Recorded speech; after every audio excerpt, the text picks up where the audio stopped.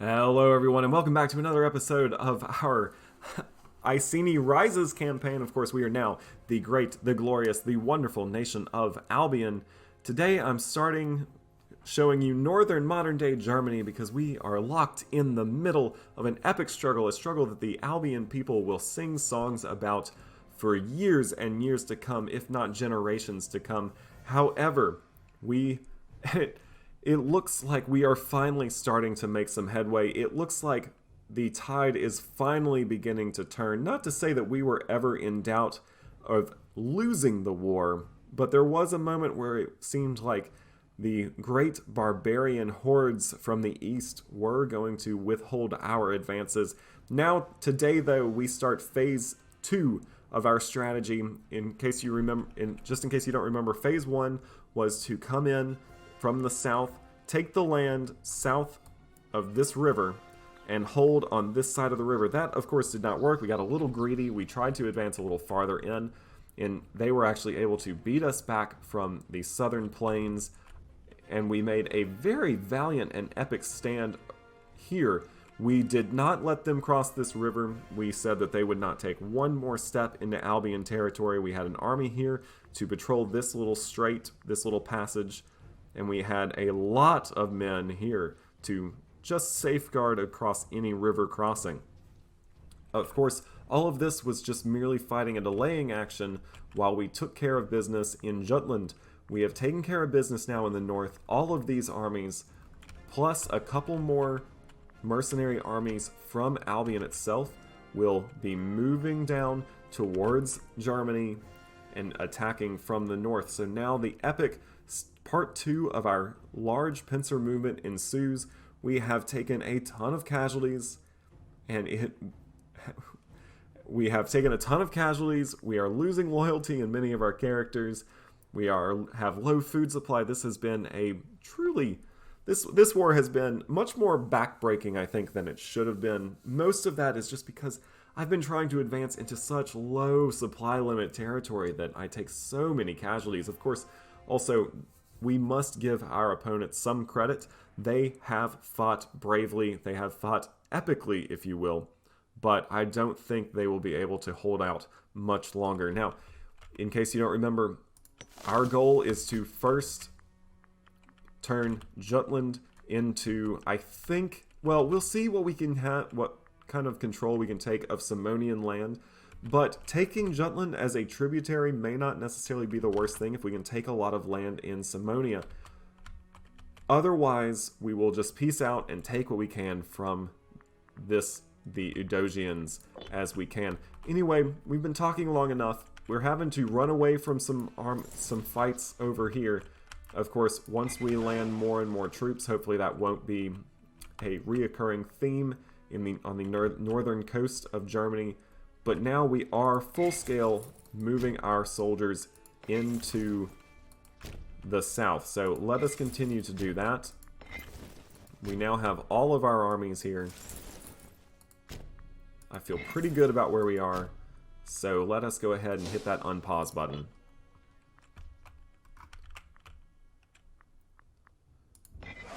These 41 troops, they're going to come, they're going to siege this back very quickly. This army was very much a diversionary army. It's completely made of mercenaries. I'm not super worried about what happens to it, even if it does get stack wiped, if you will. Looks like we've taken some prisoners. Oh yes, we have finally destroyed all of the remaining Indosian forces in Jutland. They do have one force retreating. It's 20,000 strong. That's nothing to joke at. Or nothing to laugh at, but let's go ahead. Let's place... Can I put both of these armies? Let's definitely do the bigger one first. No, not you. Let's do you. Let's place you in these ships and have you come ready to reinforce this 6,000 man army, which has sent 3 slaves back to Venta. Perfect.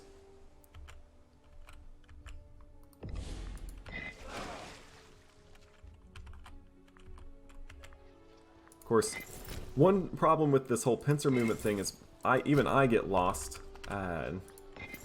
where I will concentrate too much on the north, not think about the south for long enough. Let's move you into the woods, where we'll take a terrain advantage if we are attacked. So I'm going to have to do a lot of pausing, stopping, and starting. That's okay. Let's actually take this navy here, and they will jump to Ferradenia. Can I have you run? No, so you're not going to quite get there in time. Well, let us see if we can hold out. It says we'll win this fight. I actually doubt we will win this fight. We're going to have 51,000 men coming at us. Let's see. So this is a very good general. Let's see what their tactic is. They are the wolf tactic, at least at this point. But let's wait and see what their tactic is once the second army arrives. Alright, so they are probably going to be locked into this deception tactic, so let's cheese the system just a little bit and find something strong against deception. Looks like envelopment might be our best bet. No, hit and run is our best bet, so we'll use the hit and run tactic. Look at this. Our morale is holding up despite their just insanely large numbers. We have now landed all of our forces. Let us go ahead and go back and pick up some more troops. In this case, I'm going to go pick up that slightly larger army. If we can win this fight, which is a tall order, we at least take the huge tactics advantage.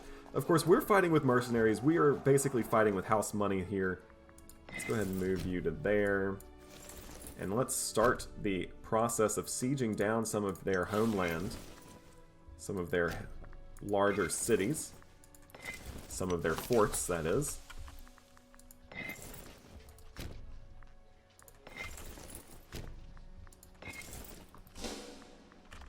Yes, if we can win this fight, which, again, might be a tall order, considering everything. But right now, the tactics advantage is really helping us. Plus, he is a mastermind on the battlefield at 14 Marshal. We're doing a lot of casualties. Their lines are crumbling.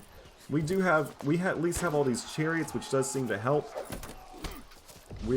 Seems like we're doing about double the offer. We do have this imminent peace thing. That's because we have completely taken our war goal.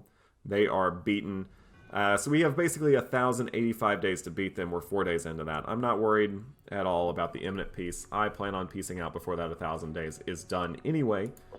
So anyway, this battle, we're losing a lot of men, but again, they're mercenaries. We're kind of playing with house money a little bit here.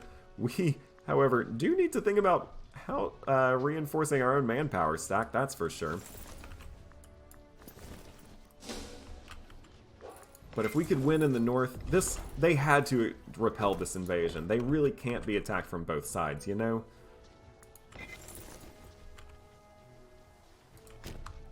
You know what else they have to do? They have to defend their forts. They just have to.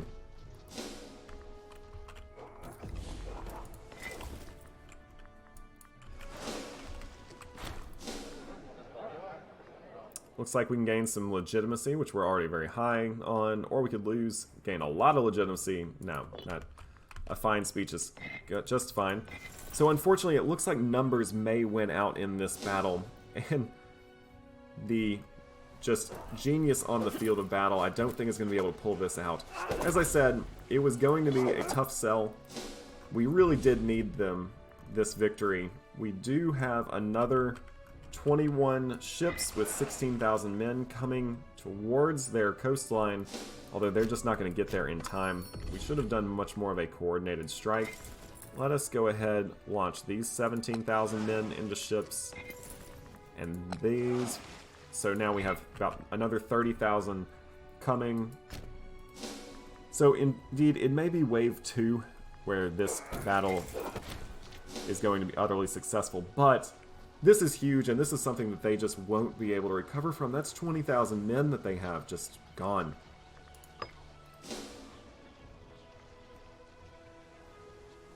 Unfortunately, they may end up stack wiping some of us here.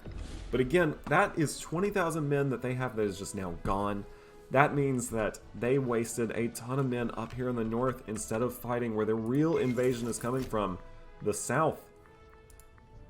Meanwhile, if this army would just fall, or if we could just take their fort,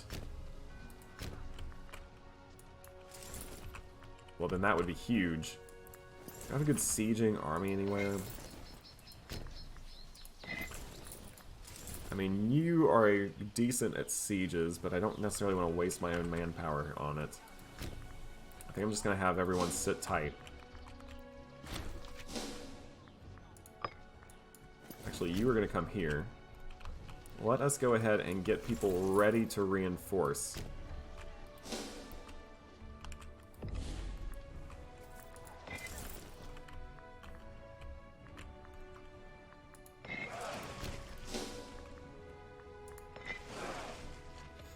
So they are marching their armies. They don't see that we have another, what, 30,000 men, 45,000 men coming up from the north on ships.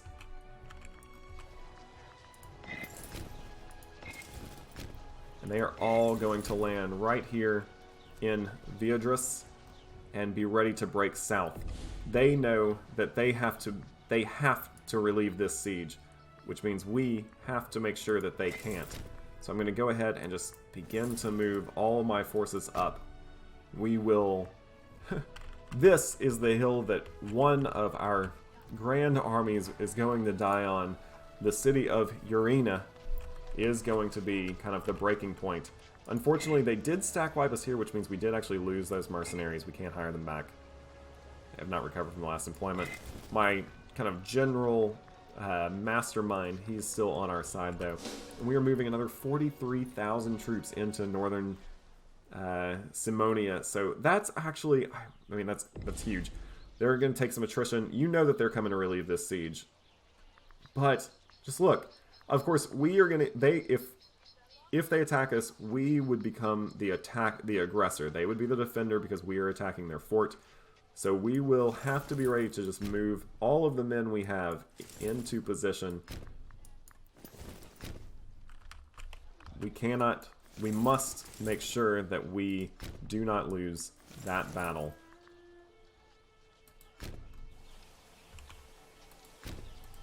I'll leave you where you are for now. But as I said, we just had another 17,000 men. So at this point, they're being attacked from both sides. They really just can't hold out. We could even try to make a play for this fort, Marianus. But once I take this capital fort, I think I'm actually going to piece them out. No! What is going on here in Jutland? Alright, I will leave one army up here to deal with these little sneaky backstabbers. Although I can't really complain too much about being sneaky and backstabbing, considering what I am currently doing and attacking from two sides.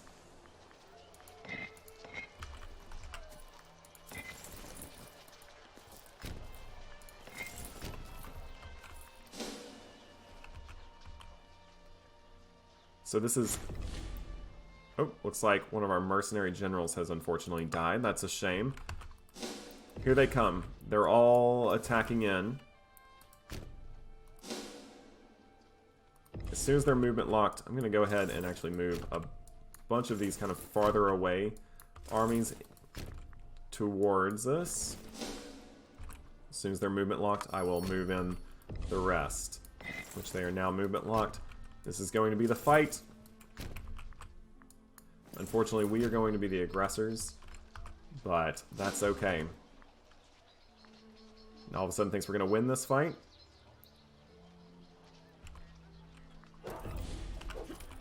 How soon will my men get there? That's the question at this point. We have... Yeah, I feel really good about this. There's just no way they can't hold us. We out-morale them. The quality of our troops are better than theirs. They had numbers at first, at the beginning of this war, but we could commit to a much longer, grind it out. This was truly a war of attrition, which maybe isn't great considering where we are in the campaign, but in trying to fight a war of attrition in Germany. I will say, I want to just give props to Paradox for a little bit of historical realism. I know that there's a lot of problems with the historical realism. One is that, like, Rome always ends up doing something like this, where they never actually, like, fully expand and, you know, become, like, a world power. Even Carthage, usually, I would actually say that this is a pretty strong Carthage for what I have typically seen. So there's not, you know, a ton of, like, realism in the way that, like, history was mapped out here. But hopefully that will actually be addressed in the next update, the Livy update. I read the dev diary about, like, the Roman mission trees and how I think it's just going to push the AI to really take over a lot of the med, which is, I mean, that's what you want to see. It's a Roman game. We want Rome to behave like Rome did. And I want, you know, even if you're playing somewhere in Greece, I want Rome to be a major fear in the campaign, that they're going to come and one day take over Greece. Or especially if you're playing as Carthage, I want Rome to be a major obstacle. Like, I want Rome to fight you for dominance on Sicily and maybe even in Corsica and Sardinia. And especially, you know, when Rome pushes into Gaul, I think they should push into Hispania as well. I think the Mediterranean should just be a graveyard for Carthaginian and Roman ships, which are kind of constantly fighting each other. And that really didn't happen now, although with that said, I mean, right now Carthage actually owns Rome, so in this game. But one thing that I will say that I think they've done a really good job of is the migratory tribes. I think they're done well, made well, and it really does give you a sense of, like, hey, these tribes, they're technologically backwards. You think we can move in, you think we can take them, but they have a pretty strong little federation of tribes here, and because they're not, you know, necessarily dependent on just the tribal leaders' manpower, they can just throw hordes and hordes of men at you in a way that, you know, I'm not saying that the civilized nations don't as well, because the civilized nations, they'll do what I did, they'll hire a bunch of mercenaries, but I do feel like the, you know, attacking into Germany has actually been done really well in this game. And, you know, I mean, say what you will, there are a lot of things that maybe people feel like have not been done really well, but I do think that there are a couple things that Paradox did get right. One, I think the map's beautiful, but also I'm enjoying this, like, attack into Germany. It's making me feel like every war in Germany has made me feel like I have earned every single province I have taken from them, to the point where, you know, I had a huge manpower reserve, and now I'm down into the just over 1,000. And, you know, this fight may end up deciding the whole war right here, which I'm fine with that because it looks like I'm going to win it. Looks like we gained a trait. Yeah, they lost another 20,000 men. I lost 15,000, but... And I would say that that's okay because I can handle it, but honestly, at this point, I'm not really sure I can. Let's go ahead and move some of our troops out. Let's continue this siege. We're going to move another 10,000 in. But we are actually going to stack wipe them. Stack wipes are huge at this point. I mean, stack wipes are huge everywhere, at any point, but it's especially great to get stack wipes in kind of these closing months of this war. Let's stop them from ever being a pain in our sides again. I want to make sure that I don't inadvertently there's another stack wipe, perfect. I want to make sure that I don't accidentally get a you know, just a white piece, or where I just enforce my one limited war goal. We still have plenty of time on that little calendar there. Taking a lot of naval attrition, so let's go ahead and get out of Dodge. Just come and sit in port. Or I guess I could have you sit in this port. No, let's go sit in a port that we think we can defend. We're going to push their last, the last vestiges of resistance in Jutland back out. Back to the south. That's perfect. We have now taken their capital. We could continue this war and take their last fortress. In fact, at this point, it's what I think I want to do. I fought hard for this. I want to make sure that they pay, and that they pay dearly.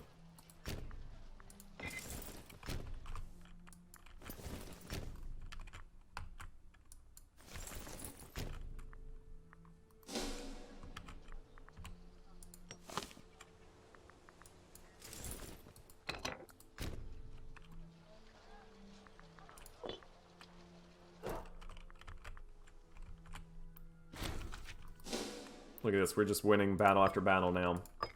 Not really worried about it, we're just mopping up. I guess this is where, you know, just having the overwhelming, like, firepower really does come in handy, huh? We have more men. We can just do more than they can. Plus, I feel like the spirit of their nation has been broken.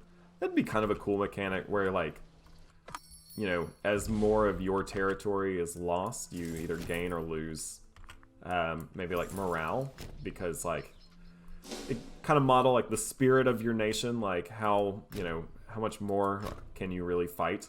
I want to go ahead and avoid this army if I possibly can.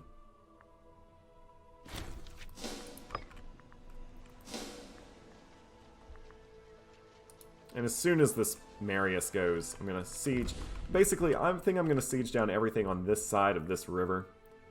And probably call it a day from there, at least as far as this war goes. So I do want to pay attention to what this army's doing. Oh, if they're going to come and fight me here, I will just reinforce that. Let's just get these armies off of one another so that they're not taking as much attrition. Marianus would be nice if it would go ahead and fall for me. Of course, it's not going to want to. We'll go ahead and do some trading. I have some disloyal characters that I probably should be worried about, but right now I'm mostly concentrating on just winning this war. We're going to win another siege tick. That's great. We're victorious. Yeah, they just, at this point, they're having a really hard time. I know I just said that I probably wouldn't push across this river, but win in victory, I might as well, right? Victorious again, that's going to be another stack wipe.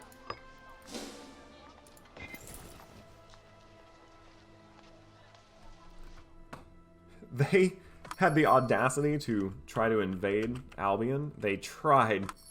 Keyword there is tried. They tried to push across this river, and they were unable to. That was really the turning point of the war. After that, after they were forced to retreat back to their homeland, they really haven't made any kind of real resistance since.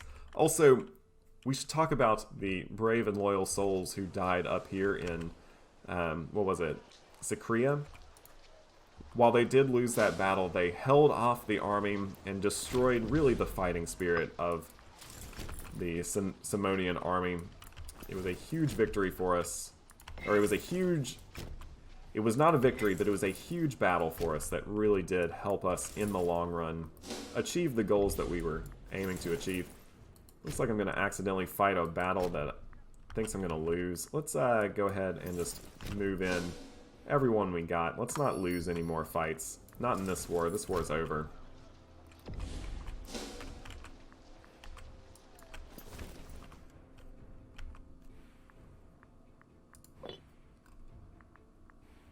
In fact, this war is, at this point, as they say, over and done. I'm going to see if I can just grab a couple more slaves out of this territory, and then I'm going to go ahead and call it quits.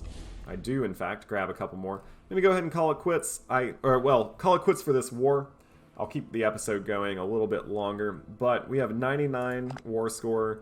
That's huge. Let's see what we can get for it. Now, first of all, I want to see what I can get if I have the Indosians become a tributary. So that's a lot of aggressive expansion right there. Plus 24 war cost. So let's see what happens, see how much I can take from them here.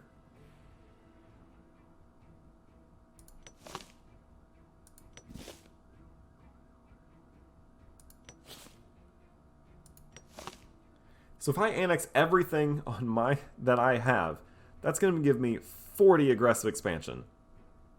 That is going to be a ton. That's going to hurt my wrong culture happiness a lot. Also, hurt me with loyalty in my subject states by minus 40. So now that I have a subject state, I don't necessarily know if that's what I want to do. So unfortunately, I probably won't be full annexing all of the territory that I've taken. Just because I want to. I know that 50 is the big cutoff for the aggressive expansion, but I also know that 30 aggressive expansion really, that can hurt us. That's a lot. So I'm going to pull back a little bit. What about this? That'll give me 25. So in total, it'll give me 30 aggressive expansion. I think that this is probably a little bit more reasonable, at least for now. But taking them as a tributary is just going to keep them off my back, at least for now. I could make them a tribal vassal. Actually, hold on. What if I were to reset this?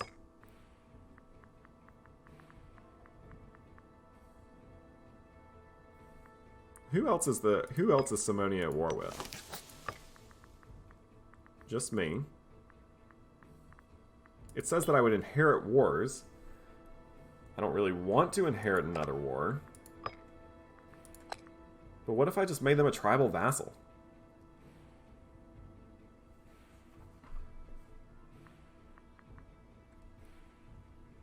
Or made them a tributary. They'd give me 2 gold per month. I'm not interested in 2 gold. I'm not interested in 18 manpower.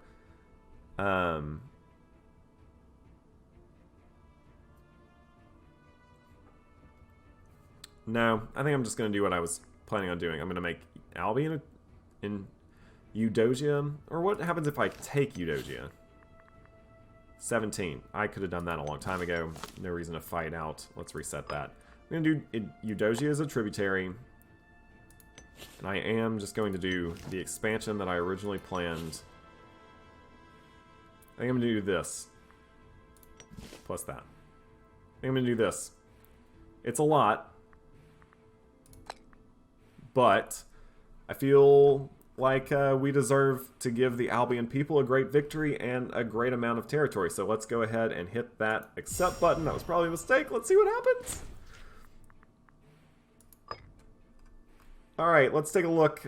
So what I'm really worried about is happiness here. So I think first things first, we need to administer our recently conquered territory. So yeah, governor policy is good and all, but maybe it would be best to just kind of local autonomy, increase the happiness for a little while.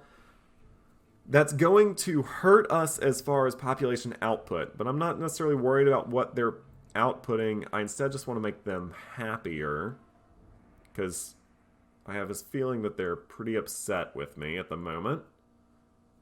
I mean, I guess we could check that.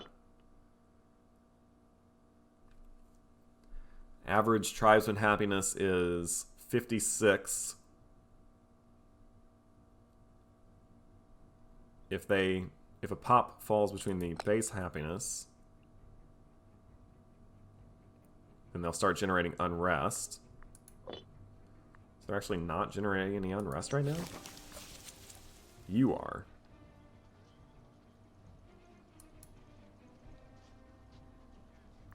Yeah, so I think I'm going to go ahead and do the local autonomy in a lot of these regions just for now. Make them just a little bit happier with me. Let them increase their happiness at least a little bit, and then start to convert them. I will also look at maybe building some cities. Really, I haven't been looking at any of my colonized land. I should probably start building some cities there as well. I, of course, have a lot more that I'm going to need to do to help kind of rebuild my country after this, honestly, very horrific war, in which case we have lost a huge number of men. But I do think that that is going to have to be left for the next episode. I'm going to have to call it quits for today. I have been Ben the Bold. You have been you. This has been our Icenia Rises into Albion playthrough. Tomorrow we will do some just kind of demobilizing. Let's go ahead and release a lot of these mercenaries that we have. We'll move our troops back to a more central location and reassess. Maybe try to, well, I have a feeling that our next episode is mostly going to be a rebuilding episode. Either way, I hope you tune in for it. You should go ahead and hit that subscribe button if you want. And if you liked what you saw today, and if you enjoyed that war as much as I did, you should definitely hit the like button down below. Anyway, I hope you have a great day, and I hope to see you again on the next one.